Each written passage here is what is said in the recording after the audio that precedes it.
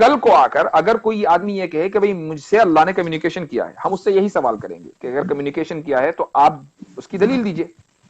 वो दलील देगा कि भाई ये किताब भेजी अल्लाह ने, हम उसको देखेंगे कि क्या एक इंसान उस जैसी किताब लिख सकता है। अगर लिख सकता है तो वो कम्युनिकेशन फॉल्स है, और अगर नहीं लिख सकता तो वो कम्युनिकेशन ठीक है। जब हम अल्लाह के बारे में बात करते हैं, जब हम दीन के बारे में बात करते हैं, तो अल्लाह वो नहीं है जिसको हम देख रहे हैं। अल्लाह इज अनसीन, और जो अनसीन वर्ल्ड है वो हमारी अकल के जुरिस्डिक्शन से बाहर है। जब हम अपनी अकल के एक्सपेरिमेंट वहां करेंगे तो हर हाल में गलती करेंगे। While you're intoxicated, जब आप नशे में हो उस वक्त आप नमाज ना पढ़ें। फिर बाद में जो है दूसरी आयत आई और उसमें ये कहा गया कि नहीं, शराब बिल्कुल ही मना है। तो मतलब अपनी ही लाइन को उसने, कुरान ने कैंसिल कर दिया और उसके जगह पे एक नई लाइन भेज दी।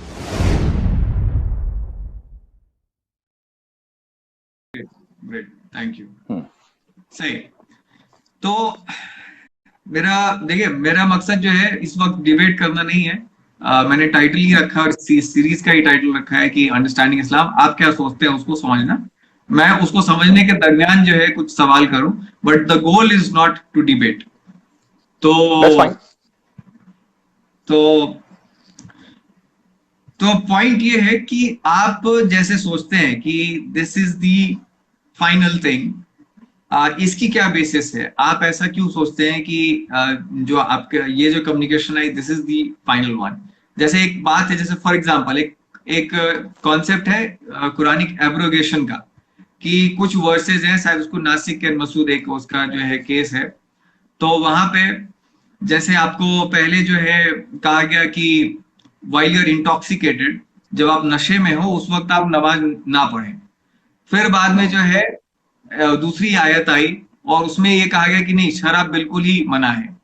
तो मतलब अपनी ही लाइन को उसने, कुरान ने कैंसिल कर दिया और उसके जगह पे एक नई लाइन भेज दी। तो पिछली बार जिन भाई साहब से बात हो रही थी जो हाफिज थे, उनका ये कहना था कि इंसान की उस समय जो सोचने की शक्ति थी, उस समय जो कैपेबिलिटी थी, उसके हिसाब से जो है आयतें आई हैं। तो इसीलिए इस तरह का कॉन्सेप्ट है एब्रोगेशन का, कि अपनी ही बातों को कुरान बाद में इनवैलिडेट कर सकता है और नई चीजें भेज सकता है। तो उसी तरीके से अगर मैं ये कहूं कि इंसान की उस वक्त आज से 1400 साल पहले जो सोचने की कैपेबिलिटी थी वो इतनी ही थी, इसीलिए उस वक्त ये कहना जरूरी था कि नहीं, ये जो मजहब है ये मुकम्मल हो गया है और ये आखिरी नबी है और ये आखिरी वर्ष है और इसके बाद कुछ भी नहीं हो सकता। बट ऐसा अगर हो कि नहीं, फिर से जो है कोई और आयत आए और फिर वहां पे कहा जाए कि नहीं, अभी उस वक्त तुम्हें समझ में नहीं आता इसलिए मुझे कहना पड़ा तुम्हारे भलाई के लिए, बट अब मैं कह रहा हूँ ये नई आयतें मैं भेज रहा हूँ, ये नए नॉलेज भेज रहा हूँ। तो इस पे आप क्या कहेंगे? यहां आपके इस सवाल में बहुत सारे सवाल हैं, लेकिन मैं शुरुआत यहां से करता हूं। आपने शुरू में एक लफ्ज बोला था और मैं उस वक्त भी उसका जवाब देना चाह रहा था, लेकिन अच्छा हुआ कि आपने ये सवाल किया तो मैं जवाब वहां दे सकता हूं। आपने कहा कि ये जो जादू और आसमानी चीजें हैं मैं इस पे बिलीव नहीं करता। ठीक है, आपने जादू को आसमानी चीज से मिला दिया, हालांकि जादू का आसमान से कोई ताल्लुक नहीं, जादू का तो जमीन से ताल्लुक है। देखिए, यहां शुरुआत यहां से कीजिए कि हमारे पास जो इंफॉर्मेशन आती है उसका सोर्स, हम उसके सोर्स कितने हैं। ठीक है, तो सबसे पहली बात तो यह है कि इस्लाम जो है वो 3 सोर्स ऑफ इंफॉर्मेशन को मानता है, और आम लोग जो इस्लाम में बिलीव नहीं करते वो 2 सोर्स ऑफ इंफॉर्मेशन को मानते हैं। मैं आपसे पूछता हूं कि आपके नजदीक सोर्स ऑफ इंफॉर्मेशन कितने हैं? Source of information the world खुद ही है, जो दुनिया है वही खुद है मेरे लिए, वही मेरे लिए किताब है, और उसको ही देख के मैं इन्फर करता हूँ कि क्या सही है और क्या गलत है, क्या मुझे क्या चीज तो करना एक सोर्स ऑफ इंफॉर्मेशन है, हम्म एक सोर्स ऑफ इंफॉर्मेशन है ना? ठीक है, हाँ एक सोर्स है। और जो है अगर मुझे कोई किताबों में लिख के बताता है तो मैं उसको वेरीफाई करता हूँ, या फिर उसकी क्या वेरिफिकेशंस हैं, उसके बेसिस पे मैं अपने फाइंडिंग्स को जो है इंश्योर वेरीफाई करता हूँ। कैसे करते हैं, कैसे करते हैं वेरीफाई? फिर जो साइंस का कॉन्सेप्ट है उसमें तो एक्सपेरिमेंट्स का कॉन्सेप्ट है। फॉर एग्जांपल मैं जब 10 क्लास में था तो मैंने जो है gravitation acceleration due to gravity को फाइंड आउट करने के लिए जो एक्सपेरिमेंट्स किए, या फिर सेल को देखने के लिए मैंने ऑनियन के स्लाइसेस जो है माइक्रोस्कोप के नीचे रखे। फिर इसके बाद मैं जैसे 11th-12th में गया, उस वक्त मैंने और एक्सपेरिमेंट्स किए। फिर इसके बाद इंजीनियरिंग में था, उस वक्त और एक्सपेरिमेंट्स किए। तो इसको एक्सपेरिमेंट्स इसको और छोटे मैथमेटिकल इसको इसको एक लफ्ज में जो आप कह रहे हैं इसको एक लफ्ज में रीजनिंग कहते हैं, है ना? Reasoning with experiments. ठीक है, रीजनिंग विद एक्सपेरिमेंट आपका दूसरा सोर्स ऑफ इंफॉर्मेशन है। अब मैं आपको बताता हूं कि आपके पास ये दो सोर्स ऑफ इंफॉर्मेशन है, हमारे पास तीन है। सबसे पहले इन दो सोर्स ऑफ इंफॉर्मेशन को देखिए। आपने कहा जो दुनिया मेरे सामने है ये मेरी ये सोर्स ऑफ इंफॉर्मेशन है। असल में ये सोर्स ऑफ इंफॉर्मेशन नहीं है, बल्कि इसकी इंफॉर्मेशन आप लेते हैं, ये सोर्स नहीं है। उसके बारे में आप जानना चाहते हैं, जिस चीज के बारे में आप जानना चाहें वो सोर्स नहीं होती, सोर्स होती है दूसरी चीज। वो सोर्स क्या है? आप जब दुनिया को देखते हैं तो आपकी आंख सोर्स है। आप जब दुनिया को चखते हैं, अगर वो खाना है, तो आपकी जबान सोर्स है। आप जब टच करते हैं तो आपका जो एबिलिटी टच है वो सोर्स ऑफ इंफॉर्मेशन है। ठीक है, सुनने की जो सलाहियत है वो सोर्स ऑफ इंफॉर्मेशन है। ये जो सोर्स है इनमें से हर एक का अपना एक जुरिस्डिक्शन है ना? आप अगर चाहें कि आप अपनी आंख से सुन लें और अपने कान से देख लें तो आप 7 मर्तबा पैदा हो जाएंगे, ये काम नहीं कर सकते। ठीक है, it is beyond your ability. इसका मतलब यह है कि हर लेट मी कंप्लीट। इसका मतलब यह है कि हर सोर्स का अपना एक जुरिस्डिक्शन है जिसके बाहर वो चीज नहीं जा सकती। ठीक है, ये तो हो गई हमारी जिन चीजों को हम ऑब्जर्व करते हैं। अब आ जाइए आप रीजनिंग विद एक्सपेरिमेंट में। आप एक्सपेरिमेंट किस चीज का करेंगे? उस चीज का ना जो आपके सामने मौजूद है, जिस चीज को आप टच कर सकते हैं, जिस चीज को आप देख सकते हैं, उसी का तो एक्सपेरिमेंट करेंगे। इसी तरीके से जो रीजनिंग है वो भी उसी चीज में चलेगी जो चीज आपको नजर आ रही है। मिसाल के तौर पर आप एक घर में बैठे हुए हैं, ठीक है, तो उस घर की आपको ईंटें, आप उस दीवार, आपको आप चेयर पे बैठे हुए हैं, वो चेयर, आपको कंप्यूटर नजर आ रहा है। लेकिन साथ में आपकी अकल ने यह भी कहा कि भाई ये जो घर बना ये खुद ब खुद नहीं बन गया, बल्कि उसके पीछे एक आर्किटेक्ट था, उसके पीछे इंजीनियरिंग है, वो इंजीनियर ने कॉन्ट्रैक्टर को बुलाया, उसके बाद मजदूर आए, फिर ये घर बना। राइट, ये जो आप इस नतीजे पर पहुंचे हैं ये किससे पहुंचे हैं? ये आप अपनी रीजनिंग से पहुंचे। इसका लेकिन जिस तरीके से आपके जो 5 सेंसेस हैं उनका एक जुरिस्डिक्शन है, ऐसे ही आपकी अकल का एक जुरिस्डिक्शन है। जिस तरीके से वो अपने जुरिस्डिक्शन से क्रॉस नहीं कर सकते, आपका अकल का भी एक जुरिस्डिक्शन है, आप उससे बाहर नहीं जा सकते। अगर आप बाहर जाएंगे तो आप गलती कर जाएंगे। मिसाल, आप यूनिवर्स में इतना तो जानते हैं कि गैलेक्सीज हैं, ठीक है, लेकिन आप गैलेक्सी तो छोड़िए, अपने सोलर सिस्टम के बारे में भी मुकम्मल इंफॉर्मेशन नहीं रखते। ठीक है, अपने सोलर सिस्टम के बारे में भी मुकम्मल इंफॉर्मेशन सर्टेनिटी के साथ नहीं रखते। आपको सिर्फ थ्योरीज हैं जो गलत भी हो सकती हैं, सही भी हो सकती हैं। क्यों? इसलिए कि अभी आप वहां पहुंचे नहीं हैं। ठीक है, आपका जुरिस्डिक्शन वहां तक एक्सपेंड नहीं हुआ है। बिल्कुल इसी तरीके से जब हम अल्लाह के बारे में बात करते हैं, जब हम दीन के बारे में बात करते हैं, तो अल्लाह वो नहीं है जिसको हम देख रहे हैं। अल्लाह इज अनसीन, और जो अनसीन वर्ल्ड है वो हमारी अकल के जुरिस्डिक्शन से बाहर है। जब हम अपनी अकल के एक्सपेरिमेंट वहां करेंगे तो हर हाल में गलती करेंगे। लिहाजा हमें उस चीज को समझने के लिए तीसरा सोर्स ऑफ इंफॉर्मेशन चाहिए, और वो तीसरा सोर्स ऑफ इंफॉर्मेशन है रेवलेशन, जिसको हम वही कहते हैं। वो अल्लाह का कम्युनिकेशन जो इंसान के साथ हुआ है कि अल्लाह ने यह कहा कि ऐसे करना है तो ऐसे ही करना है, वही सही है। अल्लाह ने कहा वो एक है तो वही एक है, अब दो नहीं हो सकते। अल्लाह ने कहा कि मरने के बाद जिंदा होना है तो मरने के बाद जिंदा होना है, अब वो गलत नहीं हो सकता, क्योंकि अल्लाह ने जो बातें कही हैं, जो इस्लाम का बुनियादी बिलीफ है, वो अनसीन वर्ल्ड से ताल्लुक रखता है। वो हमारे जुरिस्डिक्शन, हमारी आंखों और कानों और हमारी अकल के जुरिस्डिक्शन से बाहर है। अब जिस तरीके से हम अपनी कान से देख नहीं सकते, तो हम अपनी अकल से ये अंदाजा अगर लगाना चाहें कि अल्लाह एक है कि दो हैं या 5 हैं, तो हम हमेशा गलती करेंगे। हमारे पास सिर्फ वही तरीका है कि हम उस पर आंख बंद करके यकीन कर लें, क्योंकि वो हमारे क्रिएटर का हमारे साथ कम्युनिकेशन है। ठीक है, एक बात तो ये हो गई। अब आप आगे चलिए, आपने कहा मनसूख की बात। एब्रिगेशन का जो कॉन्सेप्ट है वो इस्लाम में है, लेकिन मुश्किल से 5 वर्सेस ऐसे होंगे जो एब्रिगेट हुए हैं।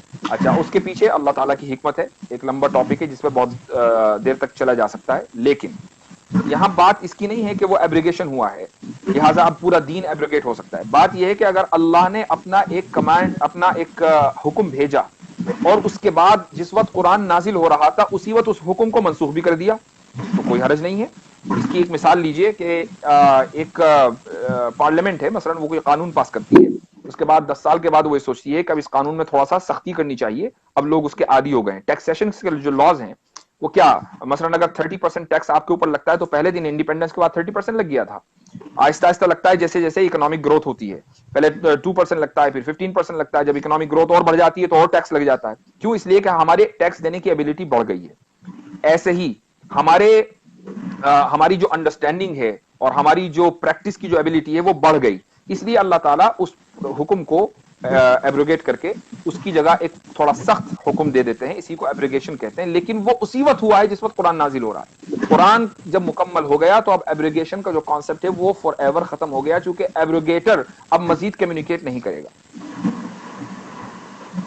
ओके, ठीक है। लेकिन इसके पीछे जो आप लॉजिक है वो आप यही बता रहे हैं कि उस वक्त इंसान की क्या कैपेबिलिटी थी, उस वजह से जो है उस तरह के वर्सेज आए और बाद में उसको अपडेट किया गया क्योंकि इंसान की कैपेबिलिटी बढ़ी। मतलब जैसा आप टैक्स का जैसा सिर्फ यही लॉजिक नहीं है, सिर्फ यही लॉजिक नहीं है, बल्कि अल्लाह की उसके पीछे और भी हिकमतें हैं, जैसे मैंने कहा कि एक लंबा टॉपिक है, लेकिन चलिए आप इसी को लेट्स स्टिक टू दिस, इंसान की एबिलिटी। जी हाँ, ठीक है।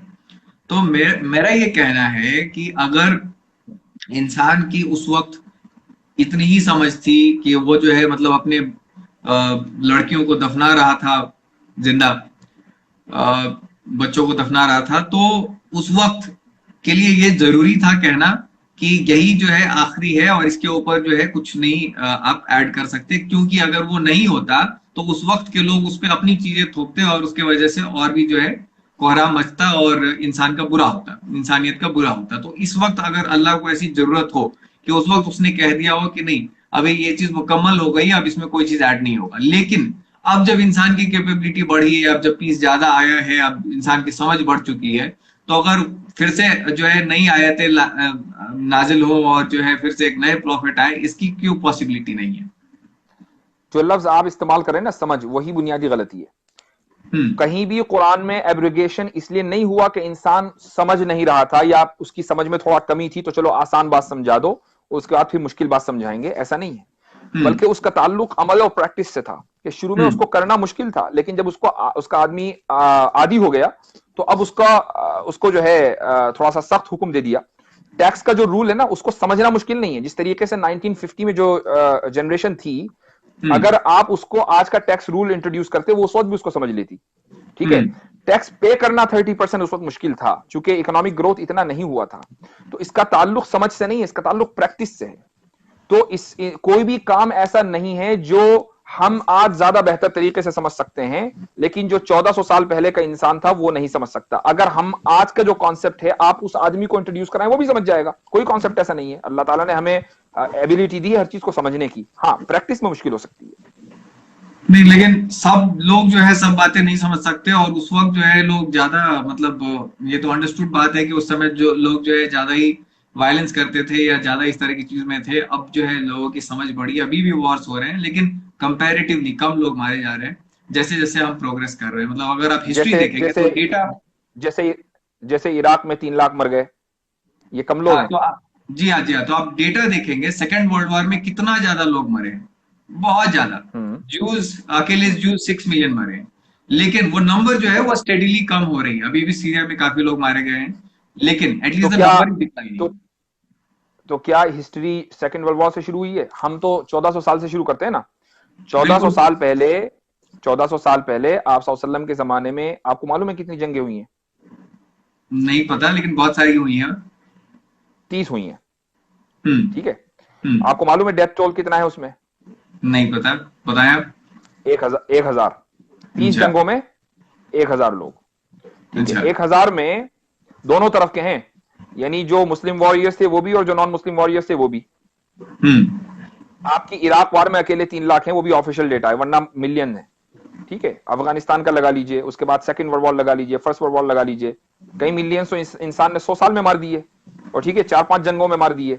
वहां 30 जंगों में 1000, और वो भी दोनों तरफ की कैजुअलिटीज। तो आप ये कैसे कह सकते हैं कि अब इंसान जो है वो सिविलाइज्ड हो गया, अब वो कम मार रहा है, पहले ज्यादा मारता था? नहीं, अभी जो हम लेटेस्ट ट्रेंड जो हम अभी जो ग्राफ की बात करेंगे तो वो ग्राफ जो है वो ऐसे चल रहा है।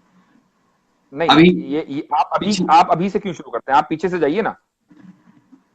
ठीक है, पीछे हम जाते हैं तो उस वक्त फिर बड़ा राइज हुआ और फिर जो है वो कम हो रहा है। या अगर आप कहें उस वक्त जो है जो कबीलाई लोग थे वो लोग क्या एक दूसरे को नहीं मारते काटते थे? सिर्फ यही 30 जंगें तो नहीं हुई, गांव में भी लड़ाइयां होती थी, अपने बच्चों को दफनाते थे लोग।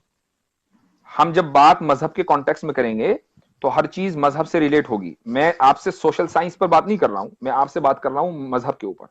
तो इस्लाम के हिस्ट्री में वॉर एग्जिस्ट करती है, तो हमें ये देखना पड़ेगा कि आज के दौर में जो वॉर्स हुई हैं उसमें जो कैजुअलिटीज हैं वो ज्यादा हैं, या इस्लाम के जो इब्तदाई दौर में वॉर्स हुई हैं उसमें जो कैजुअलिटीज हैं वो ज्यादा हैं।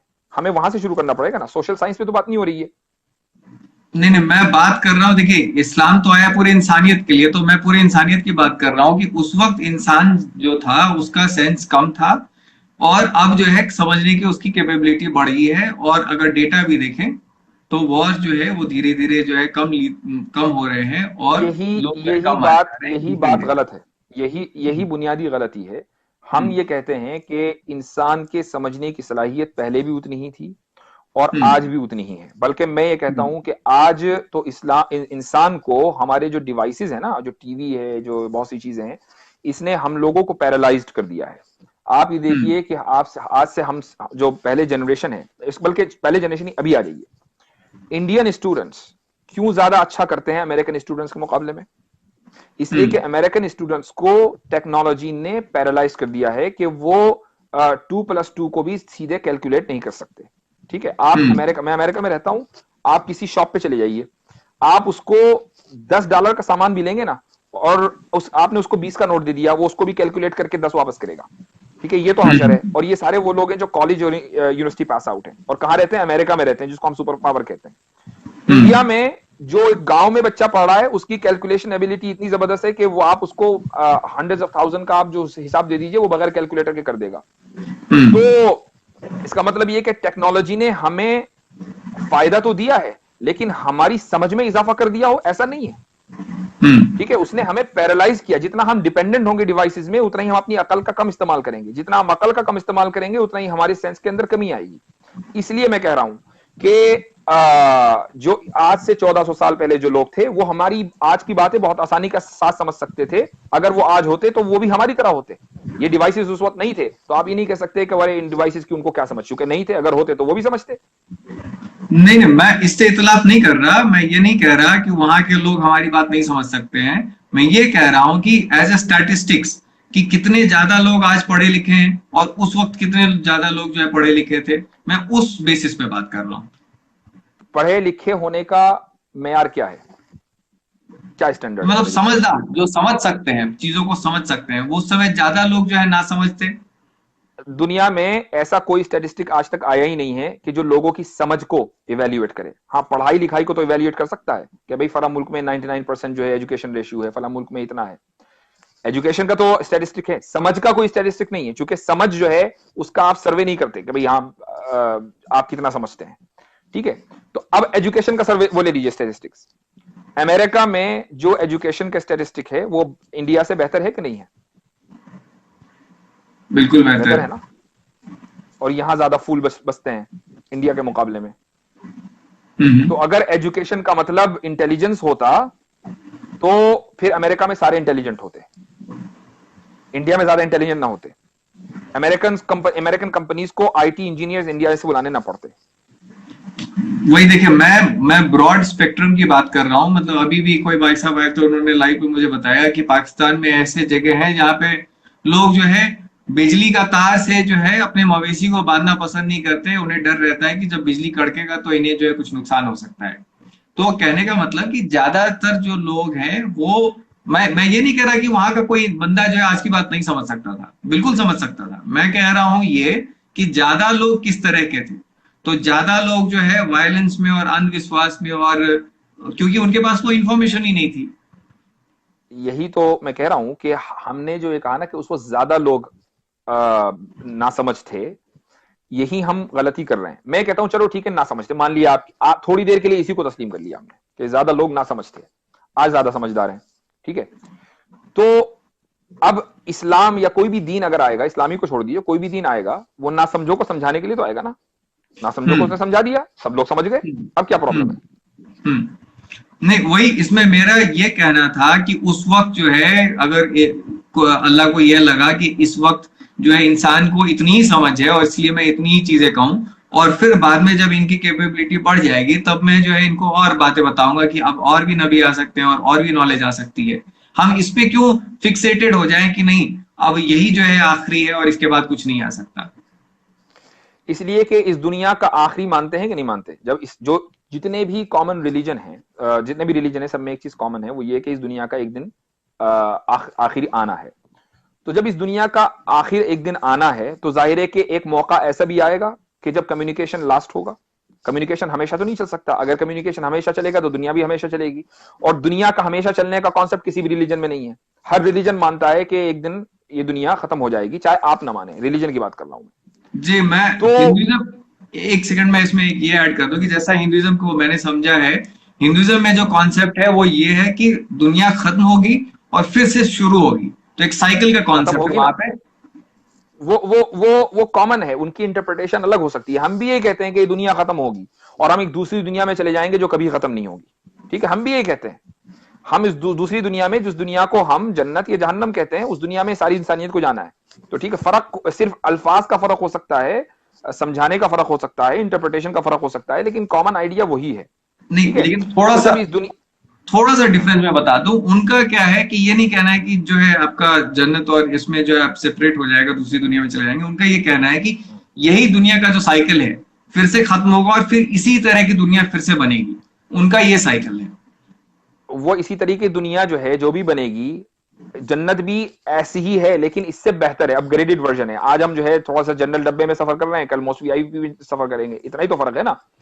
तो बहरहाल कॉमन, मेरे कहने का मकसद ये है कि दुनिया के जितने भी रिलीजन हैं वो इस चीज में मुत्तफिक हैं, इस दुनिया का एक दिन खत्म होना है। अब वो बाद में कैसी दुनिया होगी, इसमें इंटरप्रिटेशन में फर्क हो सकता है। ये दुनिया के खात्मा होगा, इसमें सब मुत्तफिक हैं।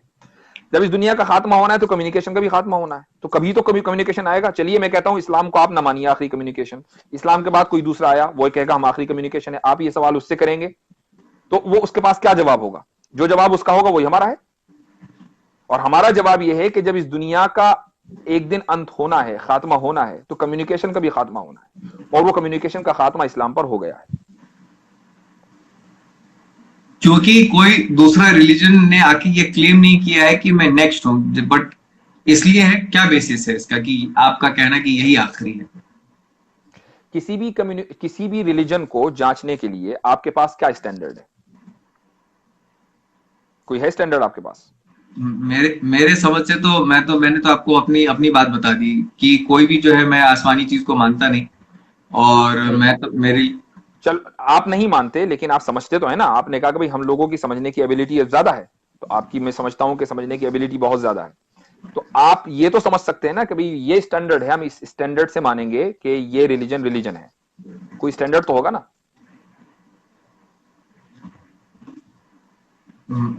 स्टैंडर्ड यही है कि एक दूसरे से बेहतर है, बस इतने का ही स्टैंडर्ड है। और नहीं, ये कोई स्टैंडर्ड नहीं है। क्योंकि ये कोई स्टैंडर्ड नहीं। नहीं, क्योंकि कोई, मेरे समझ से तो कोई अल्लाह है ही नहीं, वो तो कोई रिलीजन भेज ही नहीं सकते। मेरे समझ से तो ये है। मैं आपकी बिलीफ की बात ही नहीं कर रहा हूं, हम्म। मैं आपकी समझ की बात कर रहा हूं कि हम्म। आपकी समझ के एतबार से अगर कोई रिलीजन ये क्लेम करता है कि मैं एक रिलीजन हूं, ठीक है, तो हम्म। उसका क्या स्टैंडर्ड है? कैसे आप तय करेंगे कि हाँ भाई ये रिलीजन है? कोई तो स्टैंडर्ड होगा ना उसका, या कुछ नहीं है उसका बगैर स्टैंडर्ड के? एक ही पैमाना हो सकता है कि उसको कितना लोग फॉलो कर रहे हैं, उसके अलावा कोई उसका स्टैंडर्ड नहीं है। ये कोई फॉलो नहीं है, ये कोई पैमाना नहीं है।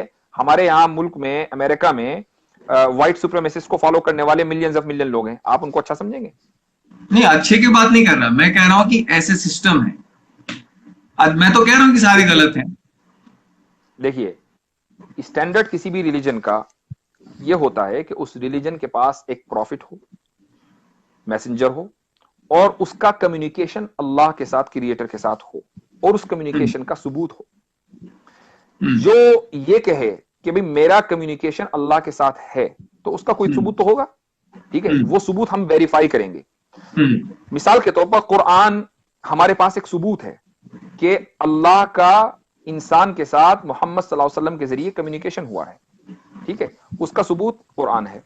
अब आप ये कहें कि भाई इस तरह तो कोई दूसरा मजहब भी दे सकता है, बिल्कुल दे सकता है।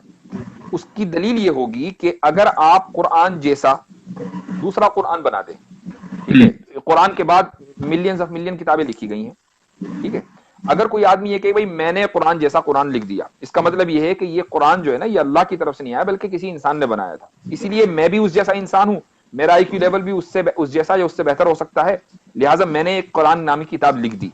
ठीक है, तब तो हम मान लेंगे कि भाई हो सकता है कि कुरान अल्लाह का कम्युनिकेशन ना हो। लेकिन जब हमने, कुरान ने चैलेंज दिया है कि आप इस जैसा पूरी किताब तो क्या एक आयत नहीं लिख सकते।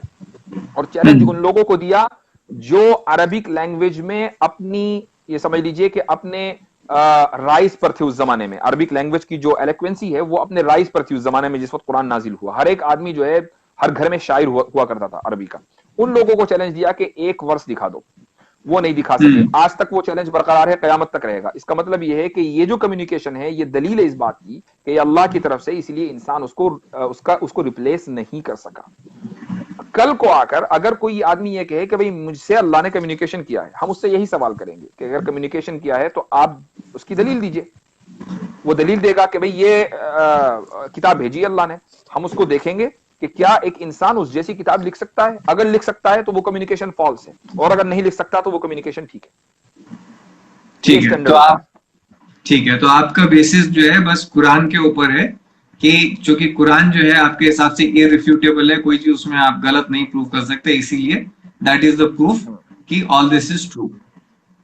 बिल्कुल, इसलिए कि जब कोई चीज गलत नहीं है तो उसको सही होना जरूरी है।